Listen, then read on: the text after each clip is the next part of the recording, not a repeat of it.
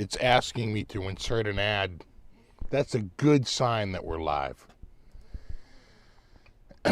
Ben, Tim, Joe, Ferd, Music Sound Gear, 80 Faye, Ben Coombs, Tim, Skyprop, Ben Coombs, Mike is himself, Joe Hervey, Zoots Allures, Vimps, Stretch CPO, Ben Coombs, Chicken Beak, Retro Puffer, Browns Fan, Blackjack, Chris, Matt Dummett, Ben Coombs, Fretless Ed, J Chef, Double Lug Guitar, Kevin, Deanna, SMY, Jeff, Matt, Zach, Tim, Ron, Matt, Michael, Ben Coombs. We got John, we got Speaker, what's up, buddy? We got Steve, we got Rick, we got Guitar Man 45, we got Peter. I came in running, I came in hot. We got Nick, we got Ferd, we got Yeti Motzi, Joe Hervey, Music Guitar Guy, Deanna, we got Garbanzo, right? We got Rigo, Eddie Faye. I think I'm getting him. And Jimmy, and Mike, and Dan. We got everybody.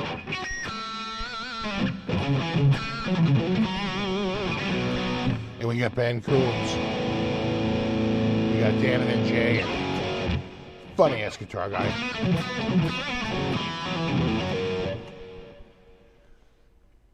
And Dennis, Tactical, of course, Chris, Metal, Hip Metal Works, not Metal Hip Works, that's a different guy. And of course, Patrick, and The Shape, and Jeffrey, and Eddie. Good idea, Eddie. Where's my oxygen tank?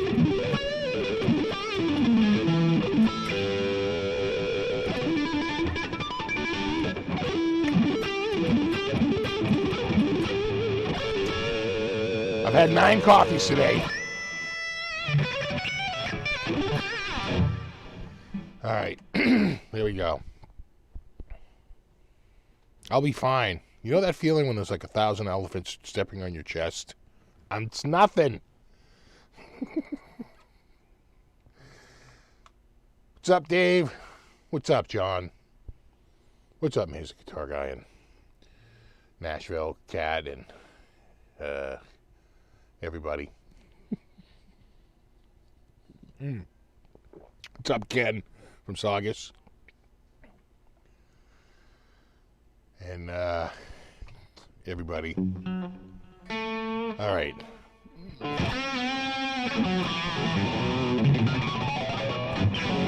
Thank you, Maverick.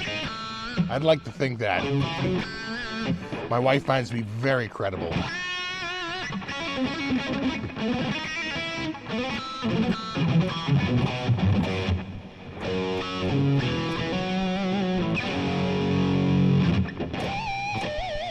Trying to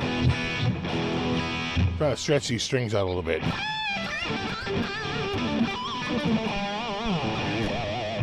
I haven't played in a little bit, so let's check the old Tunerino. Oh, that's holding pretty good. That's a touch low. That's a touch low too. Trying to stretch him out just a bit. That's on the high side actually. That's a problem. You got a couple little low, you got a couple little high, and then they really sound out. And we are back. All right.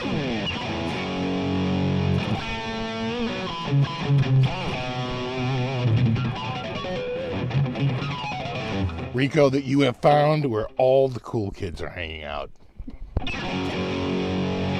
Feels good to be with the cool kids for once, right?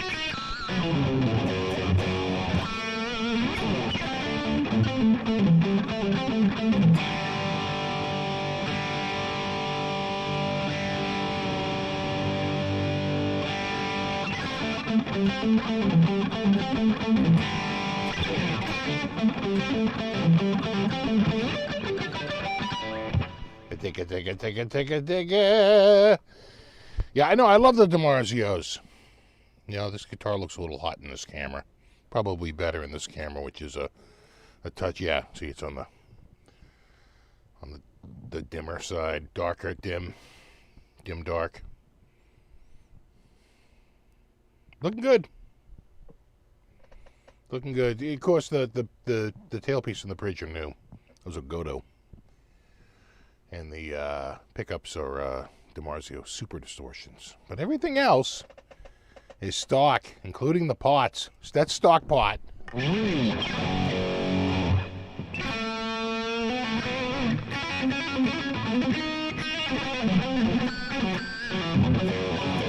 You still laying off the jazz cabbage? Yeah, that probably explains a lot.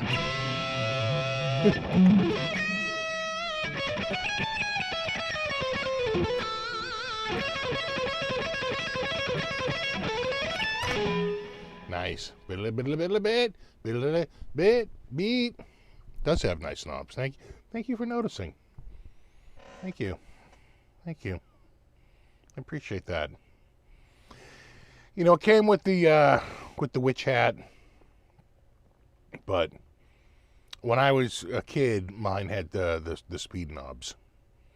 So I swapped them out with the speeds. I still have them. They're in a parts bin somewhere.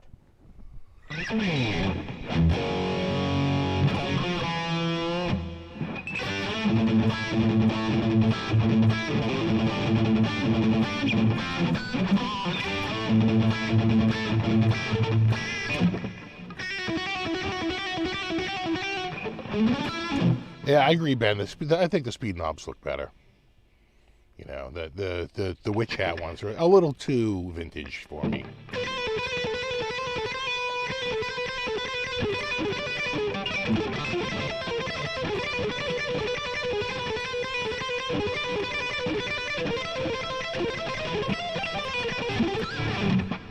Did it. Wow. It's nice. It's nice. It's good to be holding a guitar today. A newly acquired. No, I've had this one a little bit. In fact, looking back at the photographic evidence, this particular model is my third one. First one I got in 1980 and sold in like 1990. Regrettably, should have never sold it. Second one I get, and I want to say summer of 2013, 2014, something like that. I get it. And that one's kind of beat up. And has the stock, and that might have had Seymour Duncan pickups in it, if I remember correctly. Some pretty decent Duncans. And then this came to me by way of a viewer, of a fan. But it was really rusty. The bridge and the tailpiece were just like laughably rusty. Like you look at it and you're like, oh my, it's like 100 times worse than I could have possibly imagined. Right? They're so bad. I think it sat in a locker by the ocean, and the salt air just corroded the metal. So I did a full fret dress and polish and leveling and all that, and cleaned up all the rest of the hardware. The pickups were pretty oxidized too. I don't know if those even can be salvaged. They're pretty bad. Put the DiMarzio Super Distortions in it because that's what I had when I was a kid. And the bridge drops right in. I swear to God, Godo probably made the original bridge for Ibanez, right? Because Ibanez is a brand, not a maker. They were mainly using Fujigen, right, to make their guitars.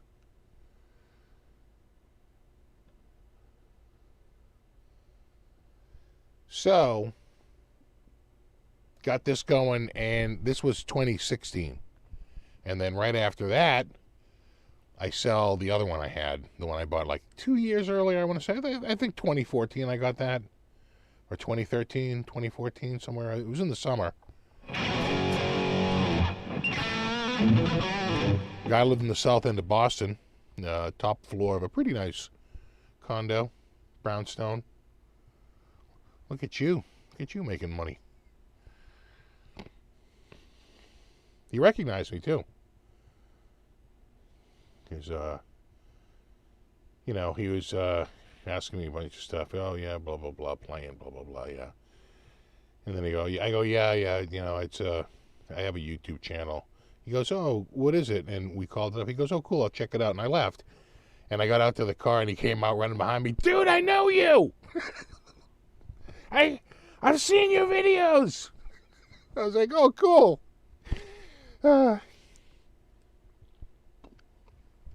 This one has a bolt-on neck Ogre Lord. They made, I think, on the whole lineup, it was like 1 or 2 were set neck, and all the rest were bolt-on. But they made some set neck. They absolutely made set necks. Maybe 4 out of 10 or even 16, available models had set necks, and everything else, or maybe even like 1 per sort of line, like the custom and the standard. 1 set neck, everybody else bolt on.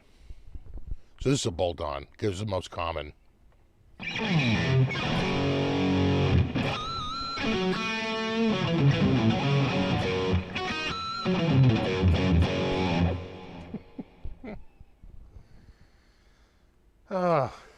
what's up, Bobby? Who got the Tonex pedal? Not me. I don't think IK Multimedia likes me because I crap all over their registration process. Yeah, this is MIJ. All the guitars featured tonight will be MIJ. And we will have 4. The answer is 4? What's that from? Yes. So at the 30-minute marks, you should remind me to change guitars, and we will swap them out. Thank you, Retro Puffer.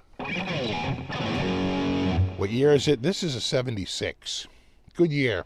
I mean, this particular style with that headstock inlay, not there, 2 years, 76, 77. And then prior to that, it was actually the split diamond with the Gibson headstock. So that would be 75 and 74. And that was the first year that I think they did it, was 74. And then by the time you get to 78, they changed the body. They changed the body shape because Gibson's not happy with just the headstock change. They want them to change the body too, and they do.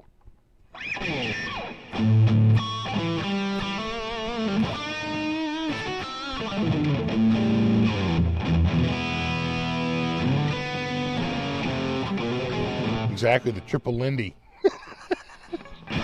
That was just on recently. Robert Downey Jr.'s first movie. And the chick is, who's the chick? Dax? Is that Dax? Big tall Dax.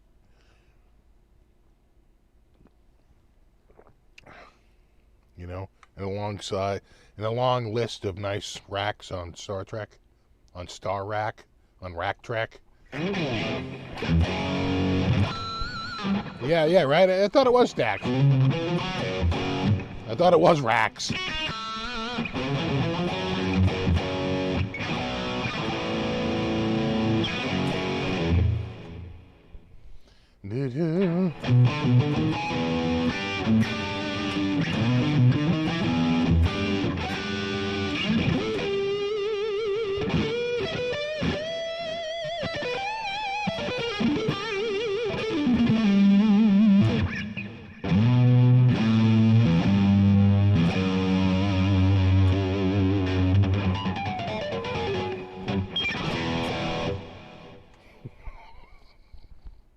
You can't help but play the rock and the roll with this.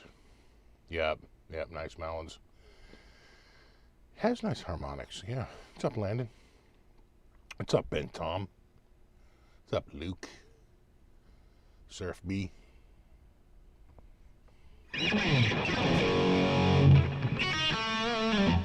Love your 90 MIJ strat. Well, don't give away future.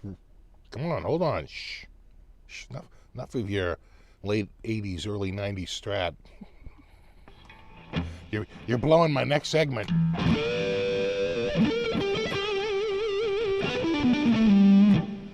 Yeah, MIJ is a Fuji Gen. And the other one was what, Mashimoto, right? If it says on the back, that's Aria. If it says on the back, steel, uses steel truss rod or steel reinforced neck, that's a good sign. That guy was way into putting that on like every back plate. And then now it's I'd say it's Fuji Gen, and the real big one is Dynagaki. They're huge. They've taken over, I think, all the Fender stuff, right?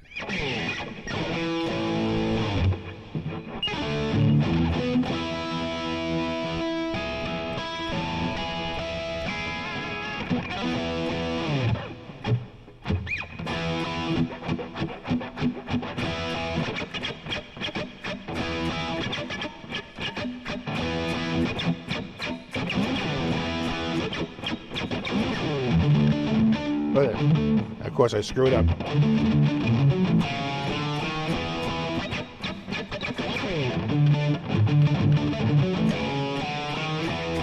I'm not feeling the string spacing on this. Better.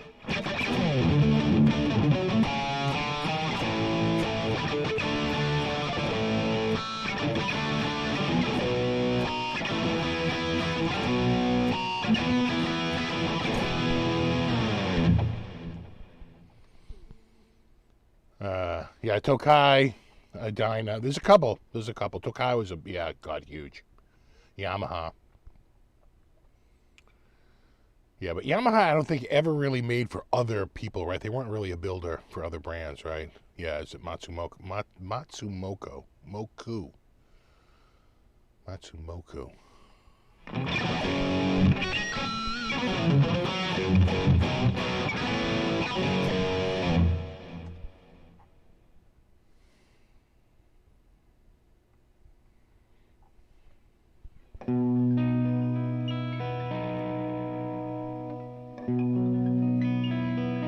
Yeah, there, Matsumoto, Ivan has moved to Fuji Gen in the late 70s.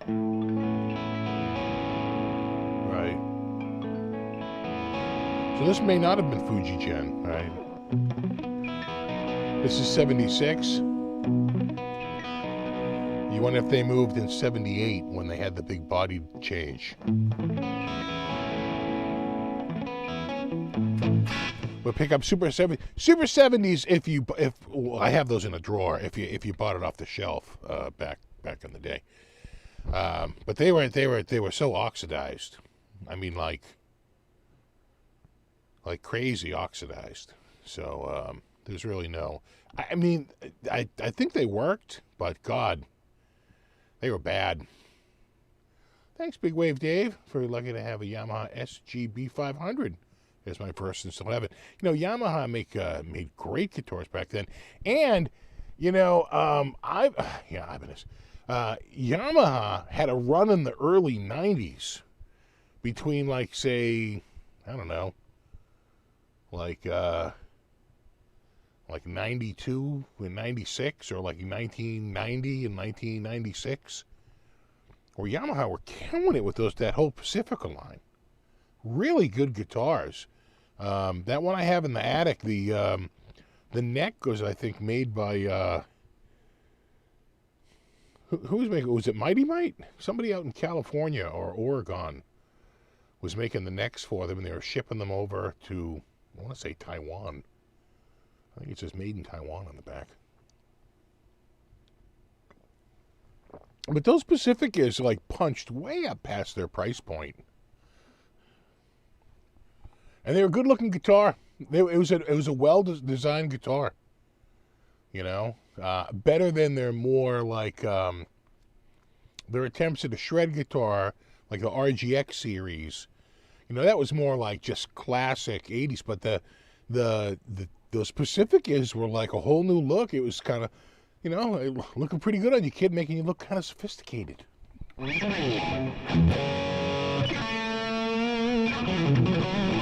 And then who were the high-ends back then? There was like a Yamaha series. Oh, God. I forget. Was it the 1200? Or like the 2200? Or like the 2450 or something? Or the 2800? I forget what it was. It was like some crazy one. But it was all carved flame top and like flame neck and binding and big friggin', you know, mother of pearl and abalone inlays and a Floyd rose and like just packed to the gills. I think we had ours up at like 2200 or like 1800. It was an expensive guitar. You know, everything else was half that money.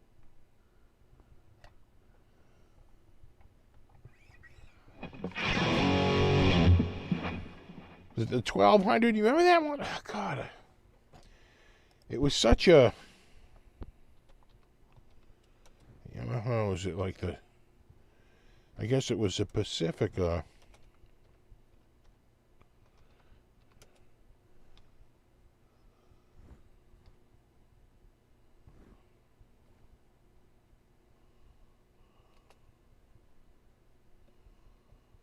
No.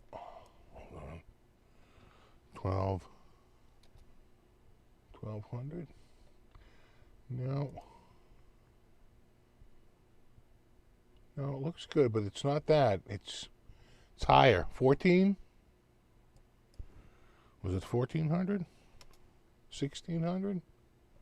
Oh, yeah. Now you go. Hey, now you're talking. Here we go. Hello. There you go. There it is. Right. The 1412. Right. Loaded. Those like were total shred machines back then. Remember these? I remember. 1421, 1412. Neck through, loaded, Floyd Rose, ebony fretboards. Oh, yeah. Oh, hello. Oh, yeah. God, you love one of those. It's a rare shred. Yeah, nice MIJ stuff. If we're talking MIJ. The 1420. That was it. We had one. We had the one in like that color. That's the one we had. Do they have an MSRP? About 500 of each were made. Yeah. Yeah. It lasted until 93. We got ours in like 90 or 91. If I remember correctly. Oh, that's a good looking guitar right there.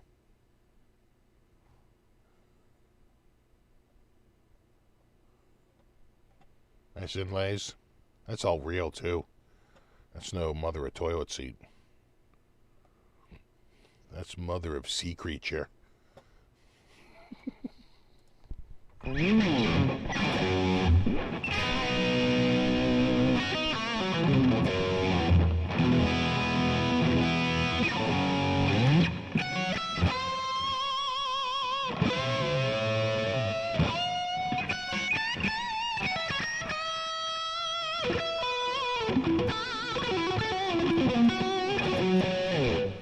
Does Mrs. SFB shares FFB's fawning over the MIJ stuff? No. Mrs. SFB couldn't give two shits about guitars. Maybe even resents them a little bit. No. The joy is not shared. It is, yeah, no.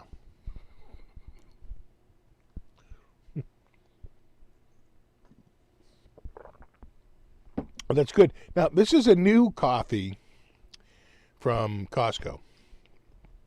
It was the same price, but instead of 2.5 pounds, It was 3 pounds. It was a little bit bigger bag.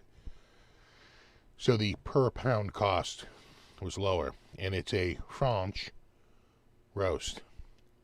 And the beans were very black and oily.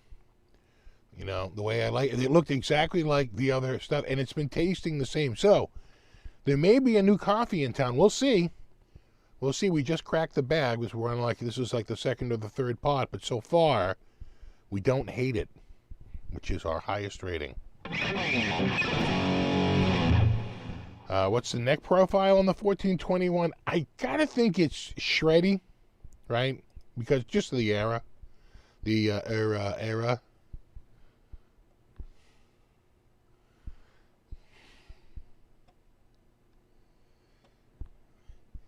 Oh, thank you, Matt Nelson. Mrs. SFB's first guitar fund. Oh, God.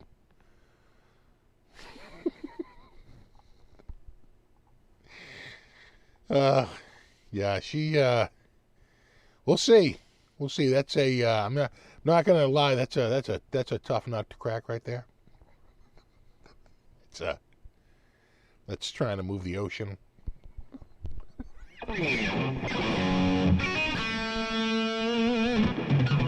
French dressing. French fries. DiMarzio pickups. Nice.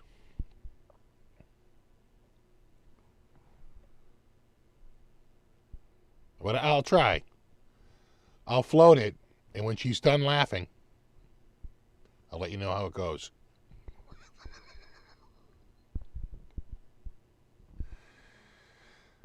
Or be very angry. What? The last thing you need is another guitar. I don't even want a guitar. You can just give me one of these guitars. What are you even thinking about? Please, can you get rid of some of these guitars? It's going to quickly turn into a sorry you brought it up moment. No. Just saying, I'm a man of experience. Well, thank you, Buzz Wilson. Always contributing to the buzz. You know, Buzz? I've since dropped it, but I briefly thought about possibly thinking about maybe considering going to the Dallas Guitar Show. I scoped out the flight, and from Boston to Love Field, love, the international language of love, that has gone cuckoo. It's up to like $450, $500 to take that, and it's just like one or more stops. There's no direct flight. The direct flights have been eliminated, but Delta can fly me round trip to Dallas Fort Worth for about $250, that's reasonable. That I can deal with, right? That's an acceptable range. But then you're looking at the hotels, and and I don't know if I have friends that are going. We'll see. I thought about it. I briefly thought about it. We're getting closer, though. I don't know. We'll see if we get any money back on taxes. 3 minutes to guitar change. Uh-oh.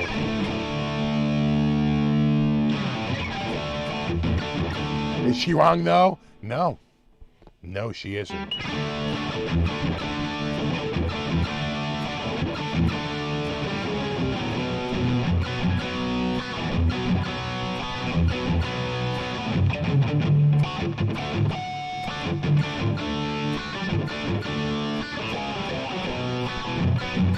See you there if you make it. Yeah. I'd like to. I miss it. I'm not going to lie.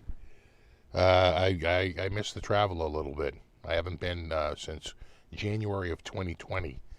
And right now, the earliest I'm thinking about going, it would be January of 2024 to the NAMM show. But we'll see. All right.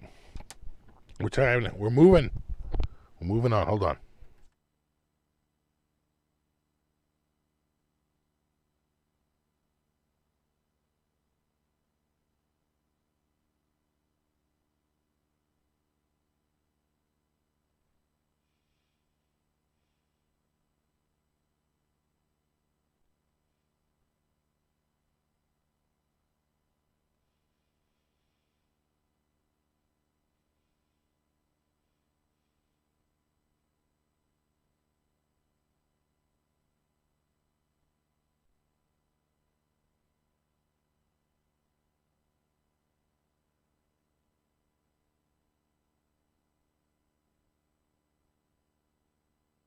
Guitar number 2. My 1989. It's an 89. ST54 with, I think those are Holy Grails, lace sensor Holy Grails. I don't really like lace sensor pickups. I do like the Holy Grail though. It's like the only pickup by them I really like.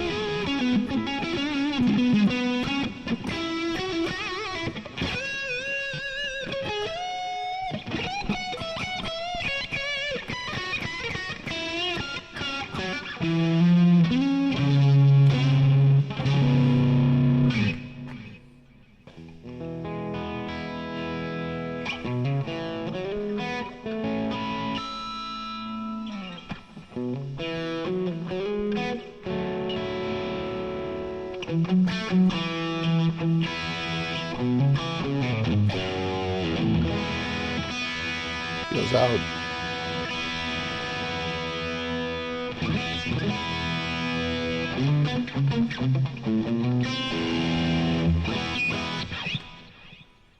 All right. There we go. A little more dented up. This one also was hit by the flood, but because it wasn't as, didn't have as many cracks in it, the water couldn't absorb in it. So it didn't. It acted you know, you say you want lacquer, but the polyester sealed it in a flood. Yeah, when there's a flood, you'll be wishing you didn't have lacquer.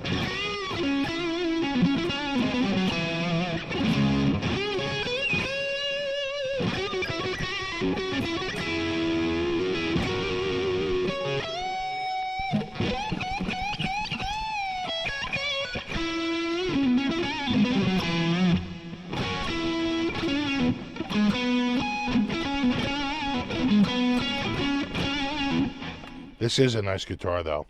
God, I really like this guitar. You know, I had a new patch, too, I was looking at. Hold on. Where the hell is that patch?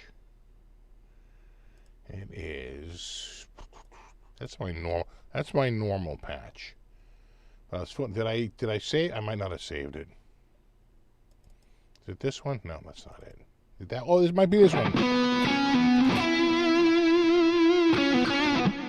It has this, like,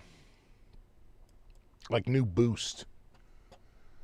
They added a boost pedal. And it uses that new boost. I just liked it. I just thought...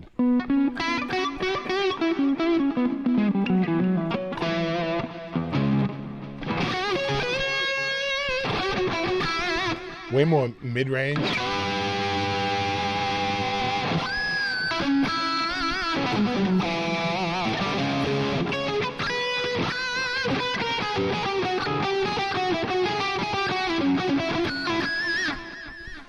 Is that an MIJ Fender? It is. It is. This is an ST54. So this is meant to be the first year, the 54. They're not the stock pickups. I replaced them with, with the Holy Grails, with the lace sensor Holy Grails. I think in 2002 or 2003.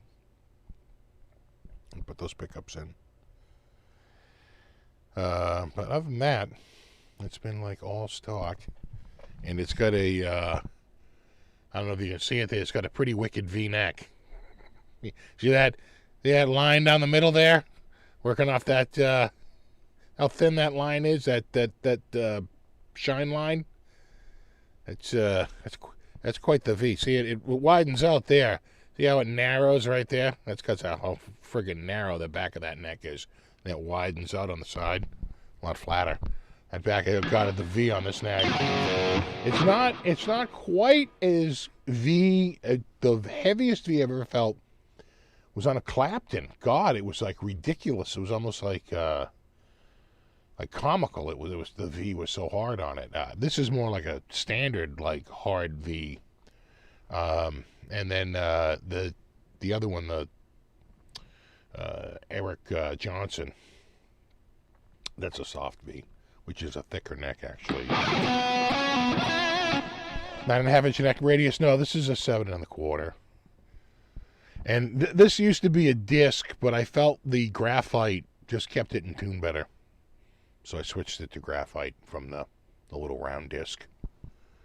But it had the round one with a couple of little slots on the bottom of it. That's the standard, the button. What do they call that? The button.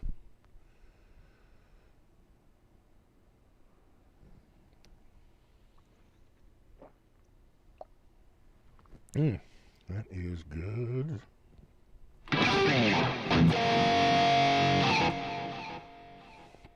What's up, Aiden?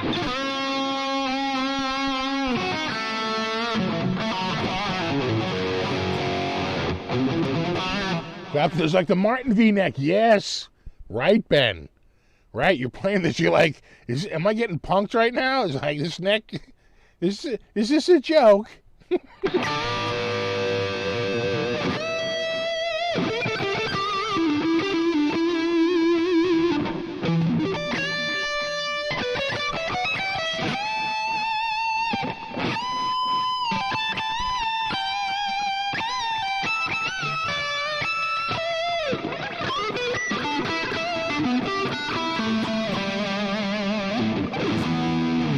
Like that tone.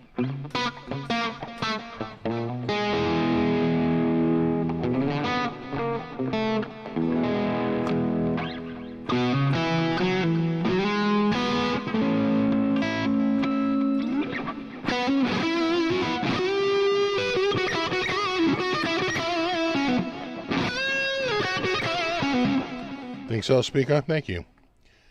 Looks like a 57 Strat. Sounds like a 57 Strat. Yeah, you know, the Holy Grails are a 50s. They're supposed to be a 50s style pickup. And they're not noiseless, but they're like less noise. I think they have some tech in it where it's not completely noiseless like a humbucking stack. You know, like Tone King's friggin'. Did you see that? He put the meter on those stacked pickups last night. The first one came in at 22.7. I'm like, 22.7? What? I guess that is a humbucker. Holy Christ. 22.7. I would have thought 16 was high. I was like, wow. Okay. You're playing with fire over there. Jesus. Look at your watch there. And then the... I know I checked the ones which are admittedly a very vintage pickup, but the Custom Shop 69s in my 62 like reissue there, those come in at like 5.87. You're like 5.9. Like, I'm like 22. What? Almost 23 on a single coil pickup, which is really a humbucker, right? They're stacks, and clearly they're in series, and that's what's pushing that those ohms up. You thought he had the meter on the wrong setting, right? Did he? Did he have it? What they couldn't have been, right? Because then it's either 200 or it's 2, and both of those are way off. So it's right, but it's wrong. It's so right, yet it's so wrong. Kind of sounds like that, right?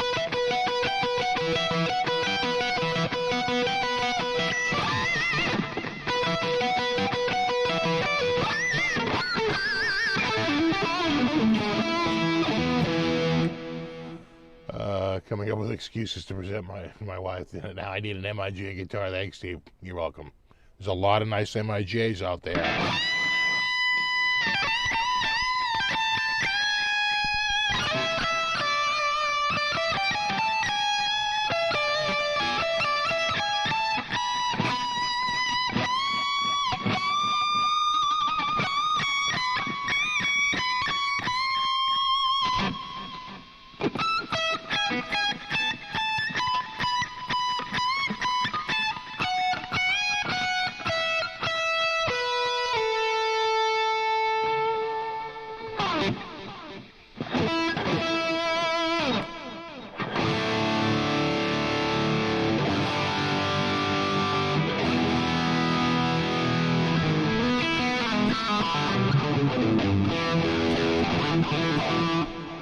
Aiden says, I only have one MIJ Fender, and it's nice. Oh, yeah, which MIJ Fender? If you own an MIJ Fender, actually, if you own an old vintage Ibanez too, post it.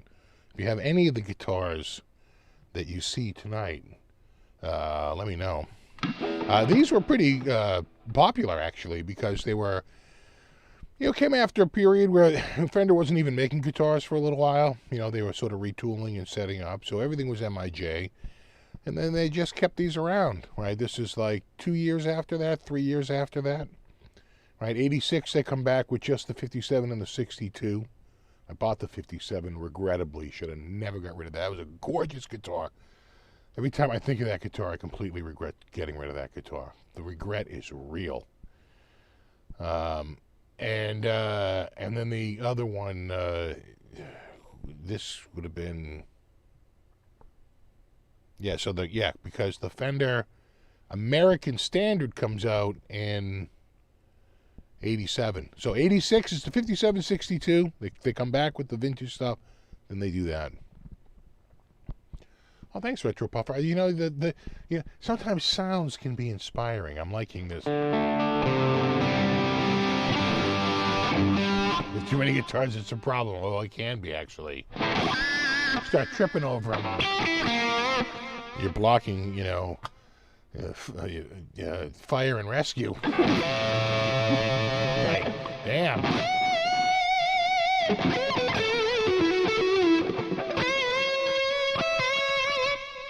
You had an MIJ strap, it sold it, yeah.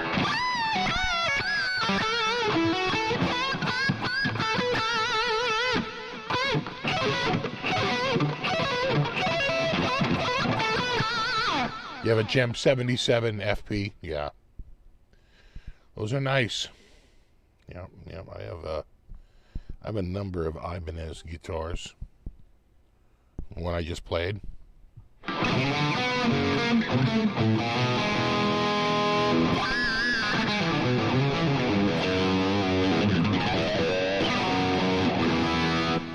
Wish I still had my MIJ 50s. I tell you, I have so many regrets on not buying guitars.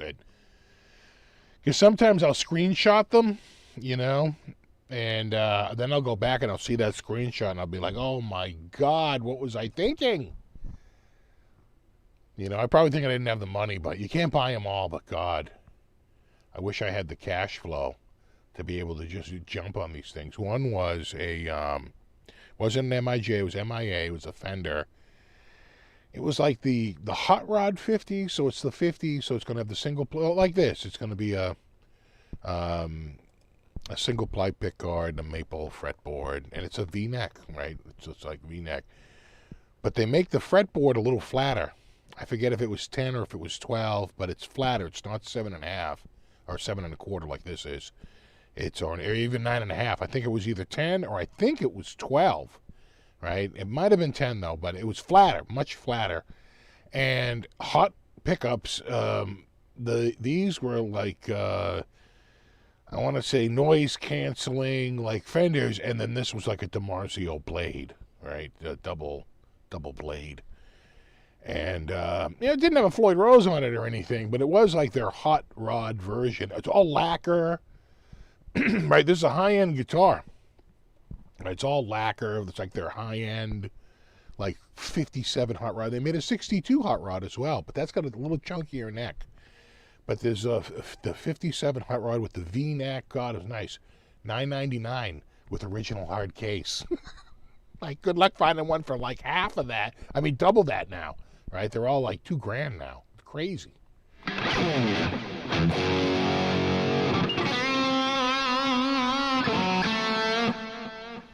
Have an ESP-H2 custom shop, 2005. Yeah, ESPs are MIJ. Sure. You know. What's the fret size? The frets on these are pretty small. These are a classic original fret wire. So, you know, on that 57, they were jumbos, or medium jumbos. Jumbos or medium jumbos on that hot rod. That's why I was like salivating over it. It was candy apple red, you know, the white pickguard and all lacquer, head to toe, like nice V-neck, hard V-neck, and, you know, flatter fretboard and hotter pickups, but still all lacquer and like nice and vintagey. It's gonna, you know, crack the right way over time. And I don't know what I was thinking. $9.99.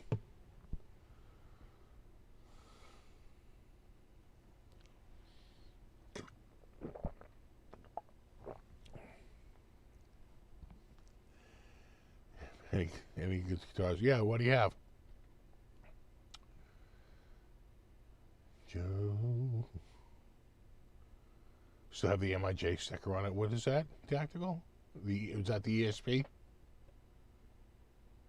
Let me back up here a little bit. Yeah, the ESP. Yeah. I don't know if I've seen the rat rod. The Gretsch rat rod? I don't think I know it. Did you get the Impala straightened out? No, we put an ignition in it, but it didn't work. The code didn't work. So I have a second one. If it's not the second one, then clearly it's not the ignition and it's something else, right? Could be something else in there that's not working. So we'll see. You haven't had my friend a chance to come over, so we'll get it straightened out eventually. Right now, what I really need is a drywall sander. Have you seen those with the wand, the drywall? It's got the vacuum and the vacuum bag. How do I not have one of these? I got a ceiling I want to refinish. What's my preferred fret wire size? Probably medium jumbo. I like a good size fret.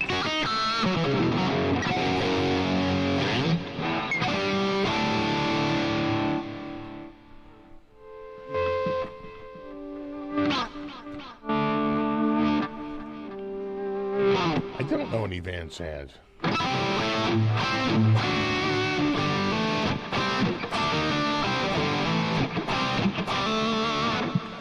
Maybe a fusible link. Yeah, we're thinking about that. Well, it gets it, and it starts to do the security, but after the security, either we're not babysitting it properly, because some people say just run it for 10 minutes and then check it should work. But other people are like, no, you have to turn it off after that, within like 1 minute after the first 10 minutes after it stops. You have to babysit it, then it has to stop, and then you have to turn it off, and then you have to do it again. You have to do it like a couple of times until it doesn't blink anymore, and then it should start.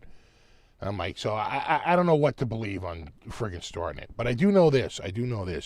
If you look closely at the paperwork for the other one, even though it is GM, you know, and even though it's, you know, a GM part and it should fit, and it was told to me by the seller, the part seller, that it did fit it. If you look at the paperwork, it says it's for Chevy. It says it's for a Chevy van. The one I'm getting says it's for the Impala or Monte Carlo. And that might be the only difference, right? Is how many, the security code, and it can't get the code right. So I'm hoping that this new one, while the same thing, is maybe more fine-tuned for that specific model. Though people tell me it shouldn't make a difference. That GM is GM, and it's the same freaking thing. So I don't know what to believe. We'll see.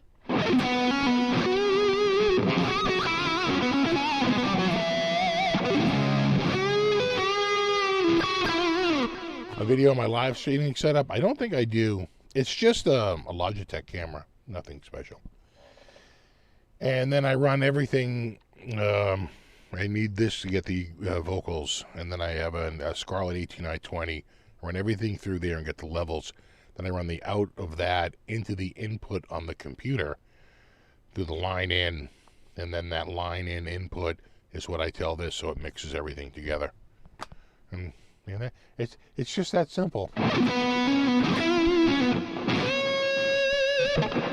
Sassy Cat Tokai Love Rock is a pretty nice guitar. Oh yeah, all the Tokais. Yeah. No, Tokai makes a really nice guitar without a doubt. The Love Rocks are really good. You know, and was it the springy sound?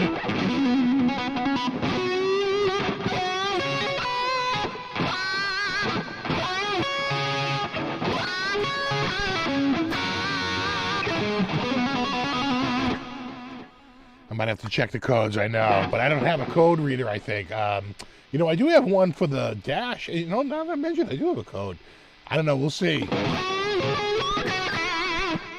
I have a feeling it's going to go to Cars for Kids.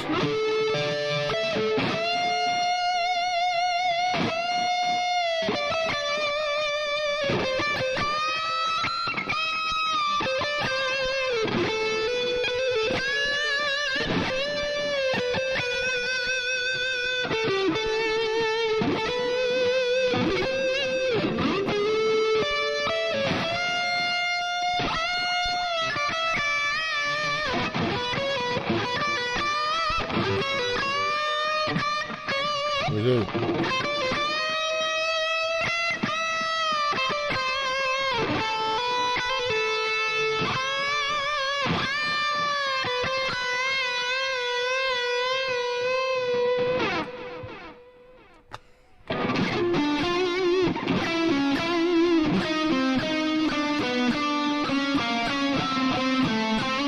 See if it disconnect the battery. Well, that's one thing we did do.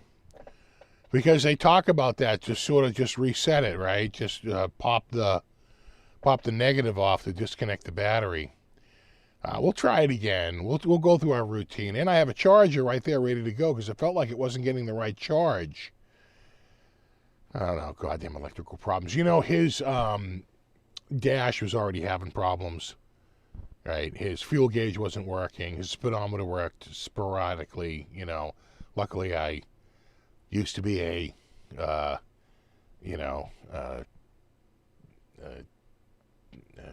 car inspector myself, and have a lot of friends who are still car inspectors, and I'm still able to get a sticker for it. But yeah, it's had its share of problems.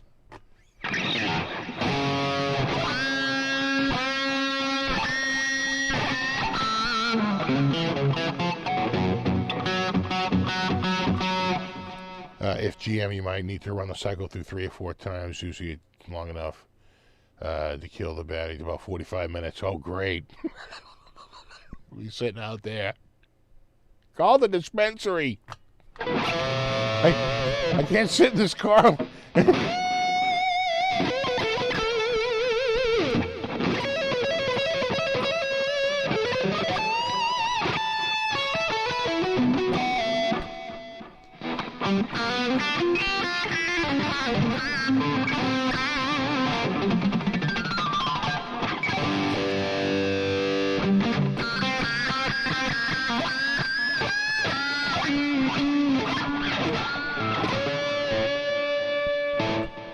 I do like this patch, though.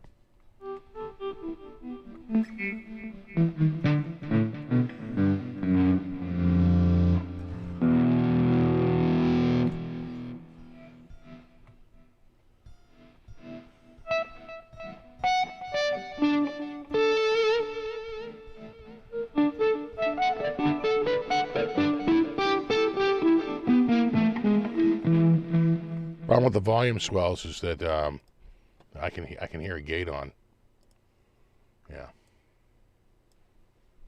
We'll turn that gate down a little bit.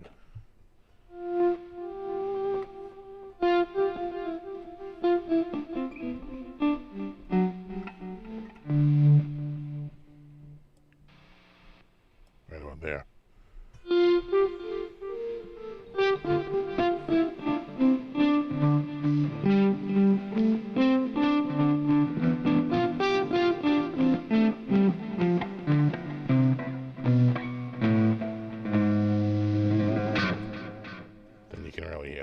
buzz coming in. Not now. Wow.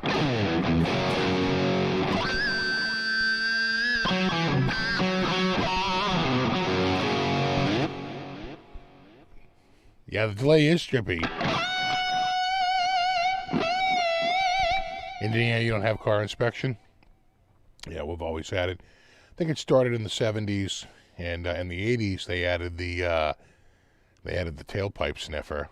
That went through like the 90s and the early 2000s. Then they switched to the friggin' dynamo, which was a friggin' spectacular failure.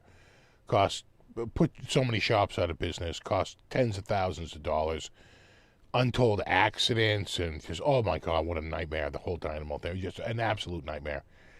And now they do it, the whole new computer now, it's all through, they plug it in. The car reports its status as long as the car is working within, like, specifications, it passes, right? And I don't even think they plug it in every year. It's like every other year. But they don't do the tailpipe thing anymore. But I tell you one thing they did add in the last, like, 2 years. There's a camera up at the front of the shop, a video camera that as soon as the process starts, they record on video cam, like, everything that happens to make sure that the full thing happens. And there's a digital camera handed out by the state that's wirelessly tied into the machine, and they have to take a picture of your license plate, your old sticker, your VIN number, and the mileage on the car. All 4 of those are part of your inspection process now. So they, they're cracking down. Well, it was fairly well known, especially back in the 80s when I did it, that there was a lucrative side business passing cars that couldn't pass inspection. If your car won't pass, all it takes is like quadruple the money and suddenly, or quintuple the money. How much is it for a sticker? $10? Now it's $50. And they're like, sure, because they need a sticker. Sure. So it's, they want to crack down on that. They want to crack down on the people getting, And the reality is that they're supposed to check, like, the wheels and all stuff like that. And they would never even jack the car up. And that's why they put the video in there. So they go through the process. They go through the motions of jacking the car up and checking the wheel. But they never, ever, find a problem as far as I've ever seen. Ever. So it's just, again, just a lot of pomp and circumstance.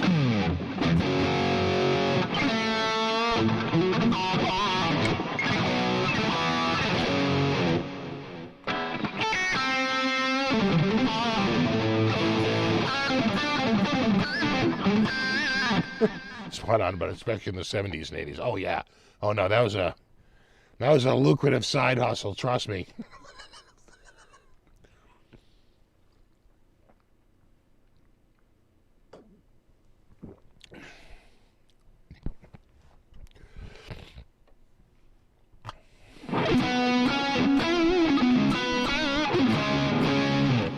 You'd find some flunky who would have, the last license number. And, you'd always use that dude's number when you were doing a car that was of questionable status. And then if there was ever a problem, if the registry ever showed up, you'd say, oh, we fired that dude. Yeah, no, he was terrible. And we canned him. So we're trying to find somebody else.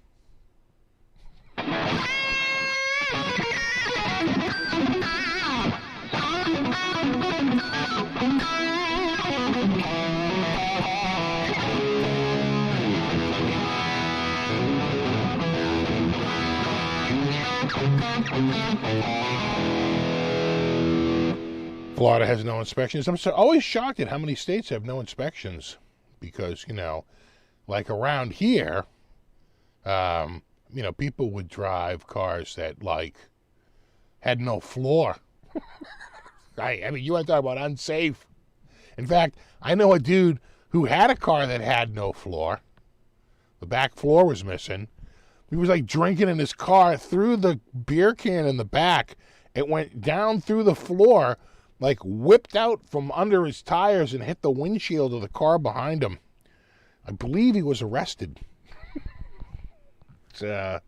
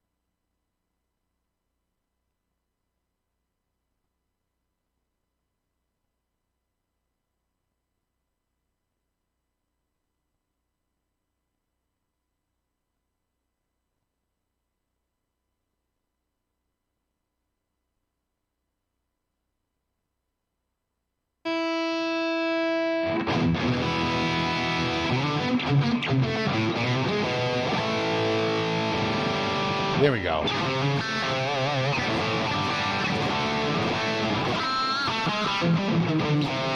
I just had to tune it up.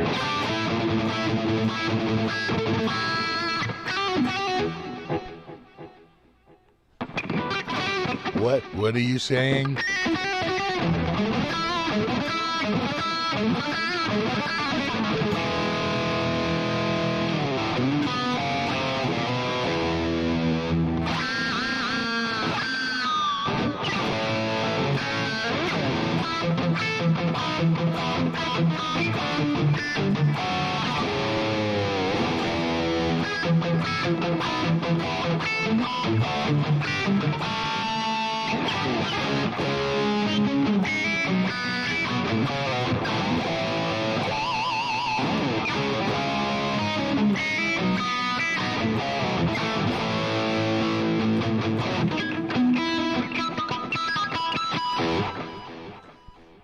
Boo. That neck is like butter. This is my most buttery neck. This is a caramelized neck, caramelized butter neck. You know, this is like the sweetest, like juiciest lobster in a bao bun, in a squishy bao bun, dripping in brown butter.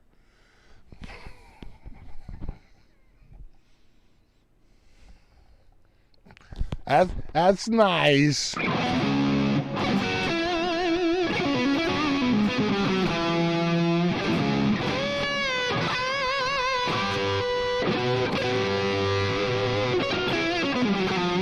Yeah, it's like a salted caramel.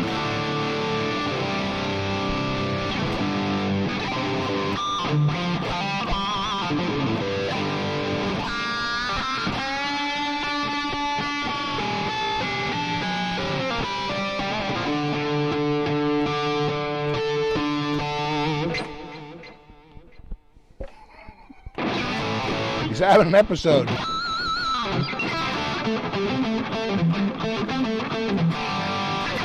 having an English diet. I'm like a little bao butter. Brown butter in a bao bun. What?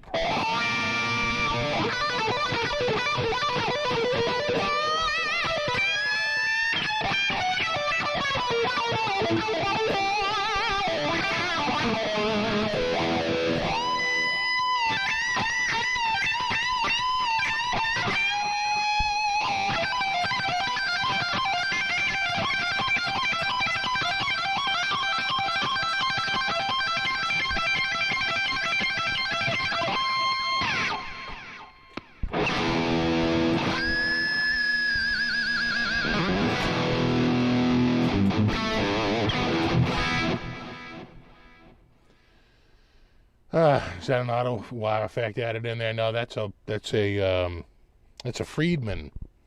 That's a Friedman wah. What do you think? What's it? The 74?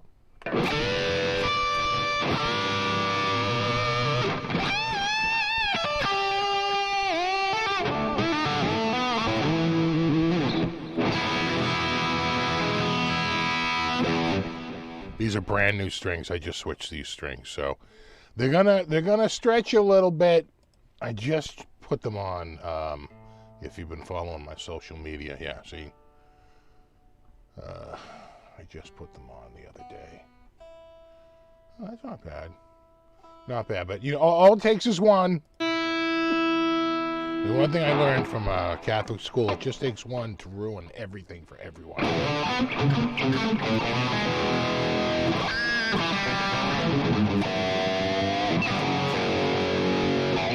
Do you have a foot controller for THU? I do and I don't. I have a Behringer FC10, which is a hell of a one. And I even have, in a drawer somewhere, in a manila envelope, the Uno 1 EEPROM update, right? It really, like, unlocks it. I should get that going. It's just such a pain in the ass. It's straight up MIDI. It's 5-pin MIDI. But that's okay, because the 18920 does 5-pin MIDI. I could use it right into that 18920, and the 18920 will pass that data right on to, you know, the THU. And THU has a thing where I can just say, I don't want to match anything up. I'm going to hit something. Just listen. And I can say, just listen to what I do. And it starts listening for MIDI, and I work the foot switch. It says, okay, we got it. We understand it's this thing, and it's this parameter to that parameter, and we're good. So it's very easy to teach it. But I know a couple of dudes that do it, and they're like, dude, you got to do it because it's really not that hard. But it's just been, you know, I only paid $50 for that Behringer. It came brand new in the box. The guy never used it. I feel like I'm that dude all over again. Just sitting in a box. That was like 5 years ago I got that thing. And, oh my God, yeah, because, geez, my wife was still working for that other oh my God, that was a long time ago. And, anyway, that's right, she was still working in Back Bay. God, that was a long time ago. So, I should get it going. It's was it the FC10? And I have the Uno Prom. I'll figure it out. 9s or 10s. I put 9s on this for some reason. I don't know. I felt in the 9s mood rather than 10s. I went 9s. You know, maybe in another. Depends what you have for breakfast, right? Maybe on another day, I might be feeling more like 10s. But I don't know. I just felt like 9s on this, and I tell you, I really like them.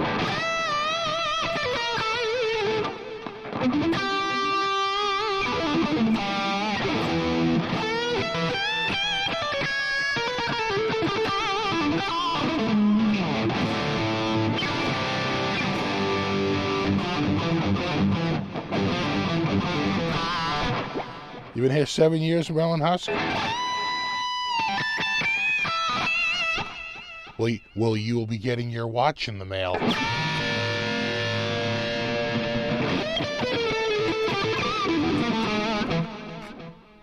I think my mother, she worked for a company. She was there for such a long time, and they give you a catalog of trinkets to pick out of it. You know, it was like some big, you know, energy conglomerate. She wound up getting like a toaster or some stupid shit. Casio, exactly.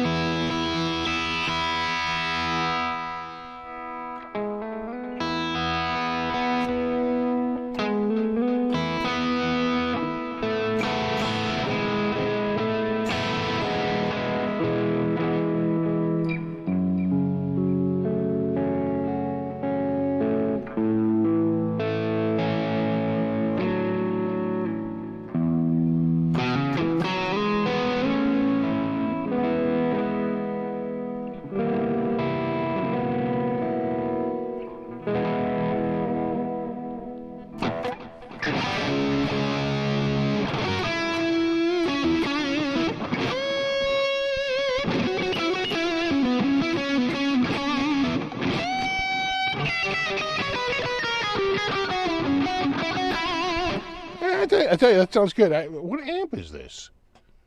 I tell you, I don't know. I stumbled across. You know what you do sometimes? You just go through and you start listening to some of their pre-made patches, and you're like, "Oh, that's good. That sucks. That's good. That sucks." You know, like anything. All right, so this. Oh, it's got a interesting. It's got a wah-wah pedal, but I don't have the foot controller to control it, but it does have a wah-wah pedal. So it's got a boost pedal. No, so that's why it sounds the way it does. It's a Soldano copy. They call it Sold, right? The Sold 100, which is clearly a Soldano, but they don't license the name Soldano, so they can't use it. Yeah, the Soul 100 with a rat drive. Interesting. And there's a post compressor to keep everything kind of even. It's on very lightly, very low, but it probably evens it out a little bit more. And then there's a delay and a reverb. I don't want to say that THU is stealing some of my delay settings. I'm just noticing a serious increase in the number of stereo delays in the last several iterations of updates. I don't know. maybe they finally got the memo that stereo delays sound better than mono when you have two ears. Like that.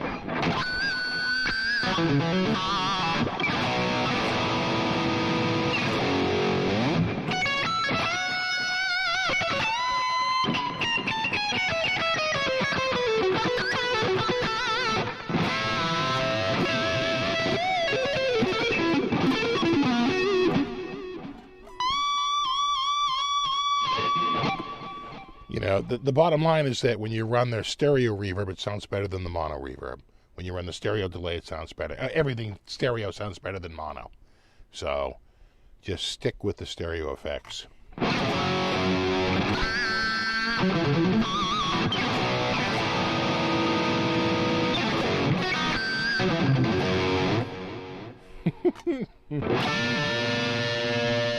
Yeah, THU says it's time to place an ad. What's up, Austin?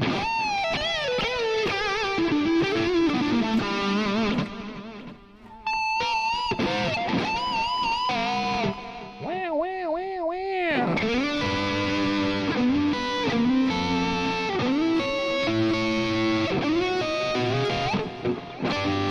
No.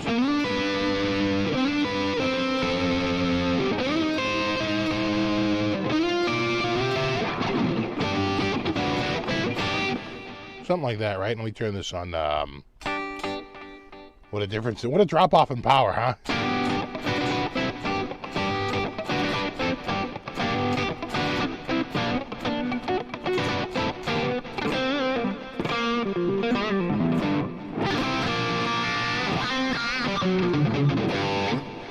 Hey, I'm really loving this. Well, it's got their best neck. Yeah. You know, I love all their other guitars, but this makes them all complete garbage. No, it's a joke. Seriously, no, complete garbage. Now, no, I just really like this neck. It's such a much smaller neck. Next time Bobby's over, because he knows what that other neck. He even says, he goes, you know, the other neck. He goes, even though it's a big, he goes, this is like the nicest neck. He goes, I love this neck, even though it's a relatively big neck. But this is that same neck, but smaller. It's so much nicer. I really like this guitar. Now, let's put a nice flame top on it. Let's put a Floyd Rose on it. Maybe a single, double. A nice see-through pick guard like that's on the other one. We're just throwing it out there. Actually, they have a model that looks exactly like that. Where is it? Hold on. The other one with this neck carve is yeah. The TNC. yeah. This one. That one. An SFB blue. And then they make a yeah. So like a charcoal, like a faded charcoal, like a sapphire blue, And they're calling that, what, light tiger eye burst. I got a tiger in my eye. That's the back, mahogany. This is alder. This is not mahogany. This is alder. I wonder if they weight relieve that, because that first mahogany Oz I got from them that I don't have anymore, the blue one I have from them is much lighter. It was a full kilogram. It was 1 kilogram lighter. It was 2.2 pounds lighter than the other guitar. I would say that most people would call that a significant weight drop. A kilogram? You know, between models? Because they weight relieved it. Now, do they say anywhere bodies? They just say mahogany. It does not say weight relieved mahogany. Interesting. Interesting. And it has this like new switching system where it's got some pretty fancy wiring going on too. I gotta talk to them into sending me one of these. It's a pretty smoking guitar, actually. Let me no, yeah. I think I'm going blue. What are you saying, blue? You saying blue? Oh, actually, it doesn't have a Floyd. That's the only thing it's missing. No Floyd. Damn it. We were almost there. This is the one I'm playing, the SRM. No Floyd. That's my other one. Like there, right? Like Stoner Shark. Anything? No. I tell you, that's because these are all there like vintage. Yeah. Wow. Wow. No Floyd Rose. Vasties, anything with a Floyd Rose? No. Let's go to other models. Yeah. I think all the Aries have Floyds. The Blaze Custom. That's a nice guitar. Yeah. And the Lunas. The Lunas all have Floyd. I guess you need the FR for the Floyd Rose. Right? FR.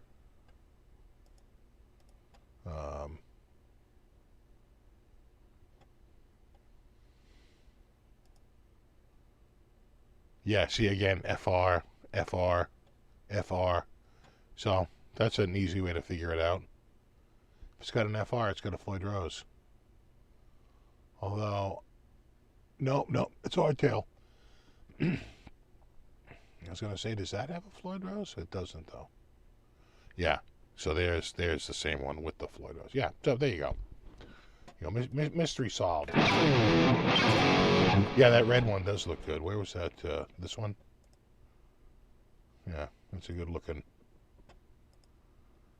That's a nice looking guitar, kid.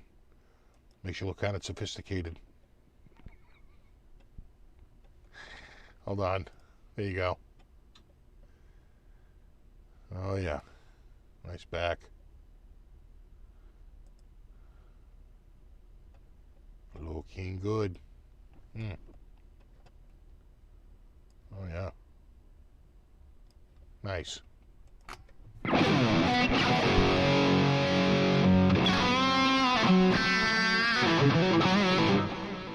You get the burst? Which one? You mean on the oh, sorry, wrong one. You mean on this model? Where was the other one? Products. Was it other models? The Aries? That's the Aries. Let's just click other models. Oh yeah. You see these once in a while. Those are way cool. And I think they glow under a black light. As do these. That one here. Like that. That'll glow under a black light. Right, it'll light up. Yeah. Their special sanded finish down in the grain. Yeah, it's crazy. What they do is they spray a thick black base, right? And then they spray a color over the black base, right? And then they hand sand the color down to the black. But what happens is the parts that are deeper in the grain don't get hit by the sandpaper. So the color stays in the grained part where the black comes through on the regular part. And then I'm 99% sure if you put that in front of a black light, this thing would light up like a friggin' Christmas tree. Which is always fun.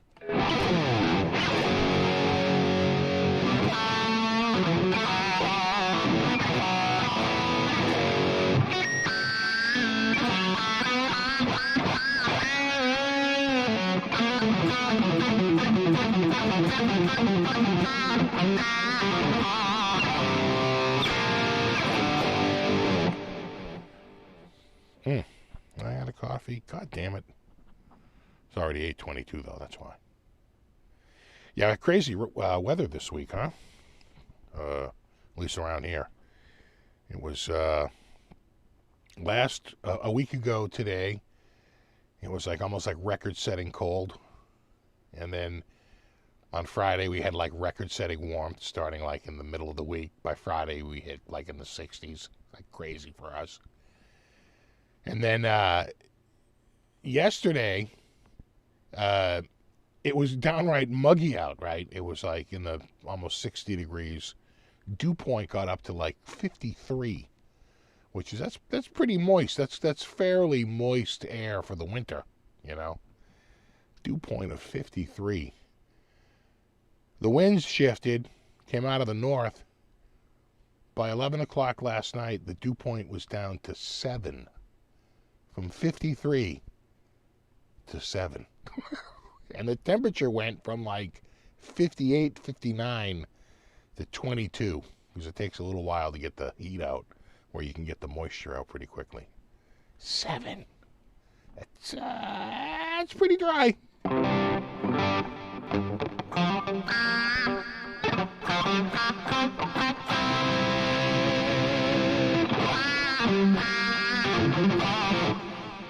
You know, I feel like we're not going to have a winter. I mean, are we even going to get snow? I don't think so. I'd be so shocked if we got anything. And if we get anything, it's not going to be like super dry, powdery, fluffy snow. It's going to be wet cement snow because it's going to be right on the cusp of being rain.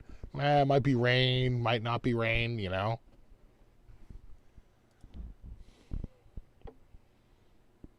Oh yeah, love the stainless steel.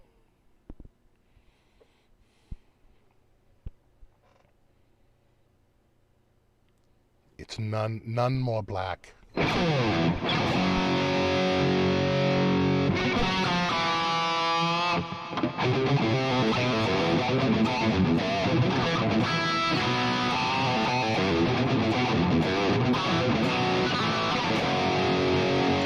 Oh my God, the wind. When we switched that wind pattern from the mild stuff, which was kind of breezy, you know, all of a sudden it gets really still. I actually burned up a bunch of stuff in the yard. It was such a nice day. It was so mild. I went around and just picked up a lot of the little sticks and, you know, that fall around the yard. I had a whole cart full of them. Threw them all into the, you know, the outside, you know, the fireplace out there and lit them up. And there was like no wind. But then once it shifted, the fire went out. And I went in, and the temperature started dropping. Oh, my God. Hey, man, that wind was howling. Like, damn.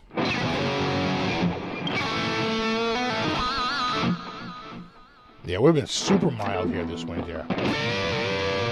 They were showing the, you know, like January, we had like 28 days above normal. Like 2 days below normal and 1 day normal, right? It's like some crazy number. And same with this month, you know. We broke a record, I think, in Boston, right? The previous high was 60 and we hit like 61.8 or something like that.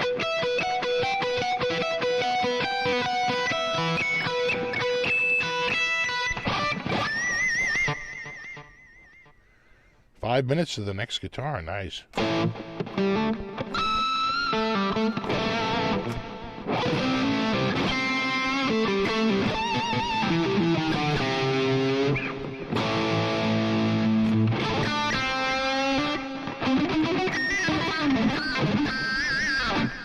It's going to be humid this summer. I feel like it will be. We've had a lot of... It's been a wet and mild winter, so if that continues into the summer, man, it's going to be a soggy summer.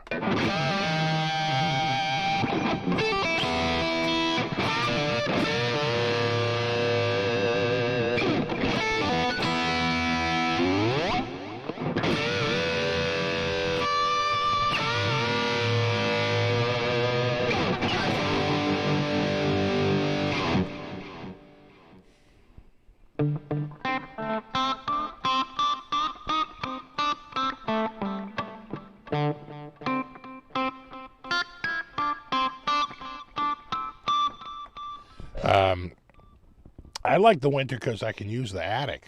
I'm not trapped in the basement. I was in the attic for most of the day today, and it was friggin' gorgeous up there. Bright and sunny, and you know, you can crack a window and have the fresh breeze come in. It's all crisp. Oh my God, I just love that. And cleaning up, vacuuming everything, and just, you know, getting the whole place dusted and cleaned out, and the fresh air and the sun. It's like, oh my God, it's nice. It's like you're inside, but it feels like you're outside.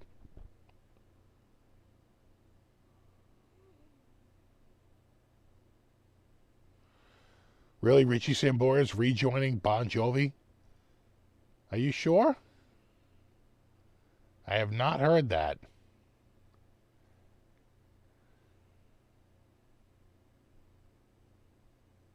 I don't think that they're meeting at the Rock and Roll Hall of Fame went all that great. Rumor right now, yeah. In talks.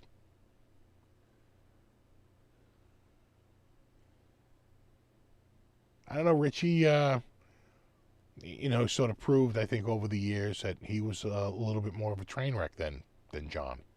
You know, John was way more sober and businesslike. And Richie was way more, you know, sort of like crazy and rock and rollish.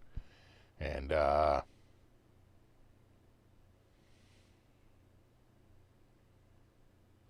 yeah, I'm with you, Buck. You know, Bon Jovi's having trouble singing now.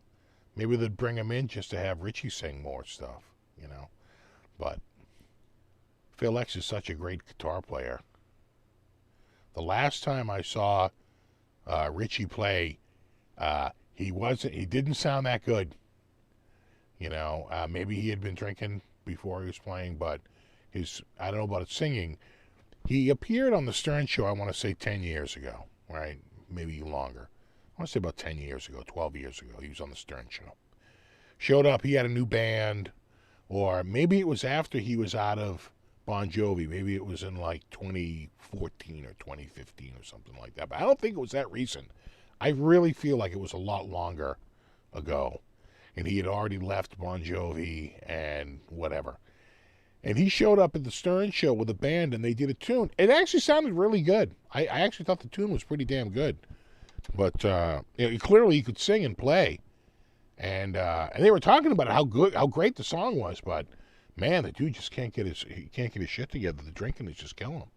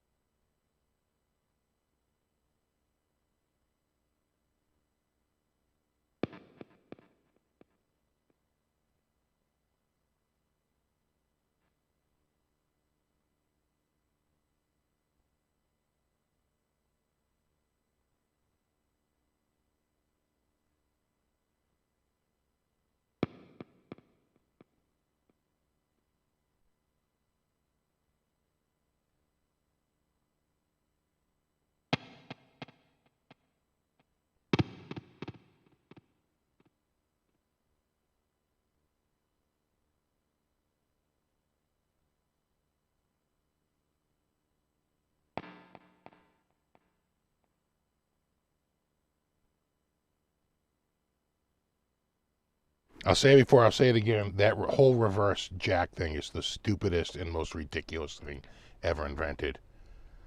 Right? The ass jack. Worst ever. You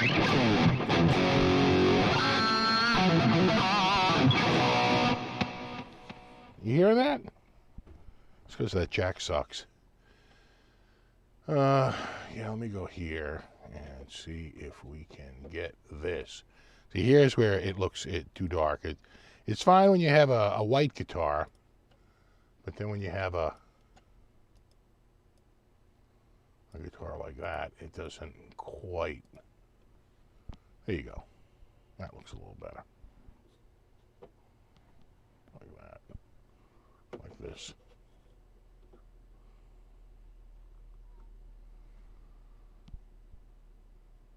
Oh yeah. Flame top. Flaming flame top. It is worst jack ever.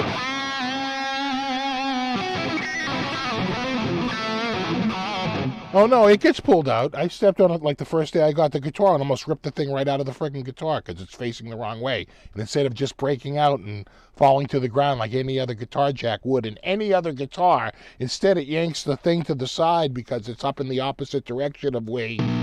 See that? You seeing that? This goddamn thing. It's like. And it's the worst when you're when you go to put it up on a stand when it doesn't go, when you want to put it on a chair, just sit the guitar up on a chair. Oh no. It's at the very bottom, like right in the way. Oh my god, so the worst design ever. Nice guitar. But the jack design, it's knocking it from what would be a 10 out of 10 to a 3 out of 10. That's how much that ruins this guitar.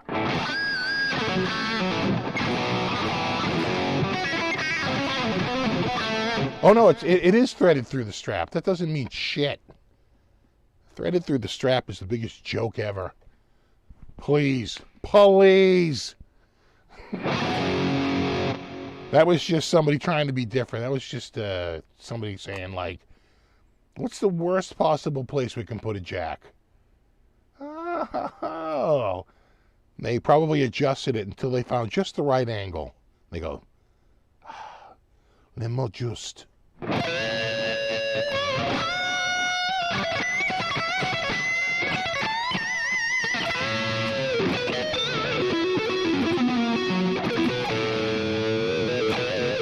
Can't use a 90 chord jack. You actually can because it's down in a little hole. It's down in the hole. Worst design ever.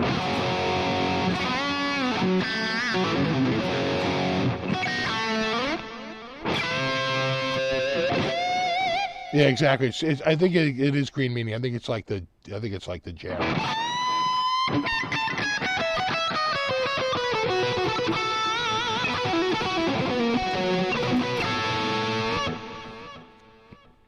Yeah, the wireless does hook up on the strap if you're running wireless, but not everybody's Steve Vai. Steve Vais will just let them eat cake. You'll just have them plug it into their wireless rig. What? Just have your tech have the batteries ready for your wireless rig. What? What?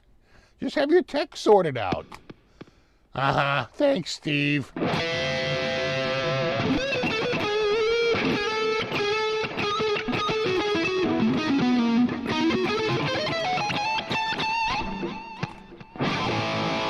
I really want to move the guitar like here, but then it's bumping against my leg. Actually, I found it better now that I think about it, on this particular guitar, when I was up on the second one. And then you still got to pull it out and pull it friggin' through here. And go like that. I was frickin' pulling it down, piece of shit. That fucking thing. You know, they fucking get, they get, for that shit design, they get it like fucking $4,500.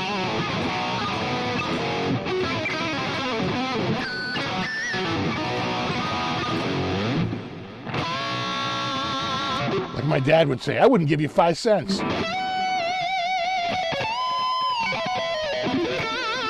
I don't have the locking jack like the Gibson. Then you can really break it, right?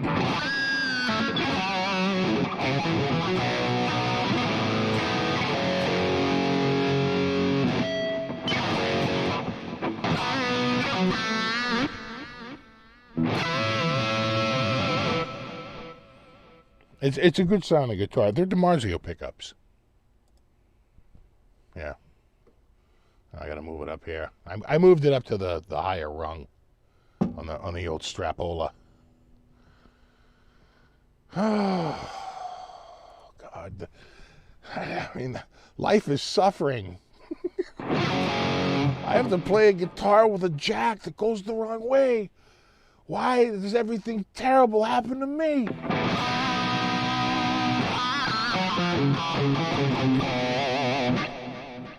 It's the worst thing that ever happened to anybody ever.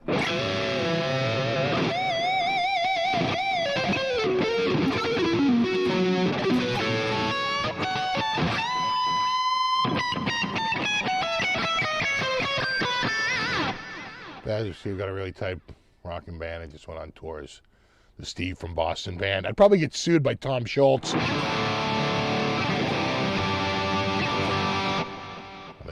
think I'm a little out of tuner here. Hold on. Let's check this. Oh, Jesus.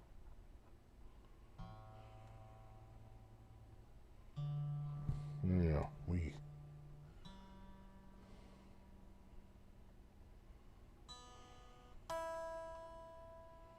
although that's probably, yeah. Gotta pull that bridge forward a little bit. One more. Oh, that's good. Yeah, that's pretty good. Okay. Oh, good. Yeah.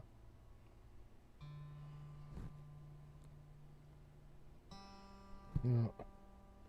Very close. This is that little fine micro fine tuning.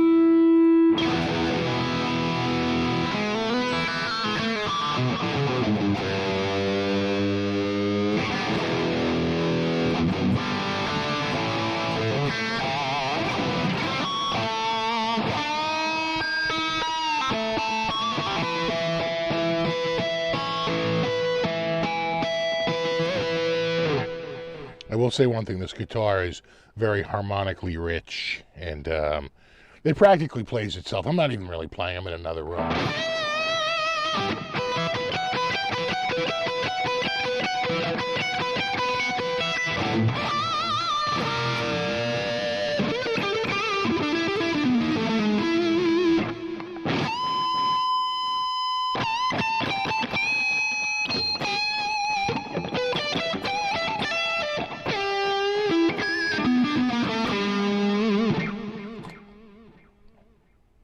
Yeah, I can play the same blues licks on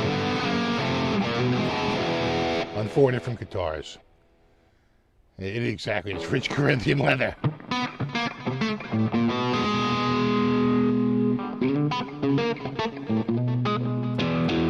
It plays itself, but you still need someone to friggin'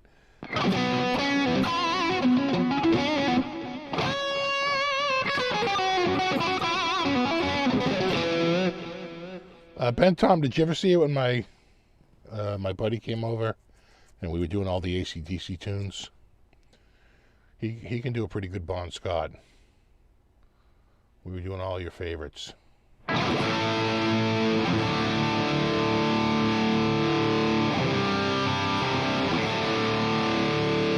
This is a new one, Judge Shred. This is a Soldano.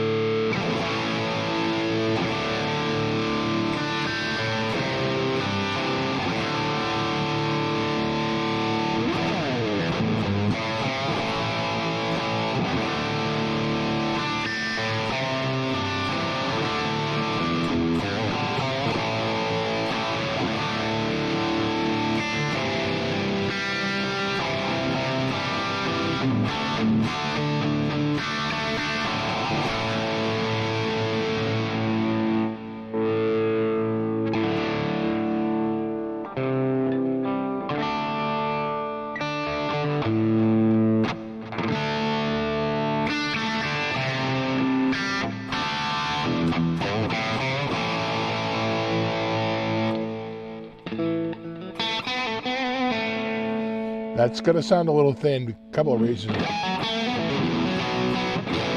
But I actually moved that pickup away a little bit because I hit it with my pick.